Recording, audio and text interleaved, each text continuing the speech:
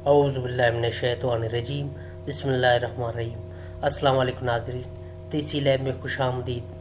ناظرین، آج کا ہمارا موضوع ہے ستارے صرف قسمت کا حال ہی نہیں بلکہ قانون کا انتخاب بھی بتاتے ہیں۔ آپ کو کیا کہنا چاہیے، یہ کیسے طے کیا جائے کہ کیا کھائے اور کیا نہ کھائے، کون سا کھانا صحت کے لیے مفید ہے اور کون سا نقصان دہ۔ آج کے مصروف اور جدید دور میں صحت مند کھانے کا فیصلہ کرنا ایک مشکل اور پریشانی کا کام ہے، لیکن اب آپ مزید پریشان نہ ہو کیونکہ علم نجوم کے ماہرین نے اس کا حل نکال لیا ہے۔ اب آپ اپنے کھانے کا مینیو تیار کریں گے اپنے ستارے کے مطابق۔ ناظرین، سب سے پہلے برج عمل کی طرف جاتے ہیں۔ یہ لوگ آگ کے عناصر کے زیر اثر ہوتے ہیں۔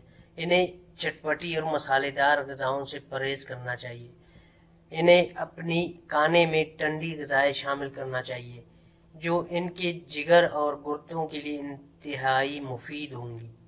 ان میں مٹر، چاول، زیتون، کیرا، پالک، اخروٹ اور کیلے شامل ہیں، جبکہ عمل کا نشان اس بات کا اشارہ دیتا ہے کہ اس ستارے کے عامل لوگوں کو کیلشیم کی زیادہ ضرورت ہے، اس لیے انہیں کھانوں میں دودھ اور اس سے بنی ہوئی غذائیں شامل کرنی چاہیے۔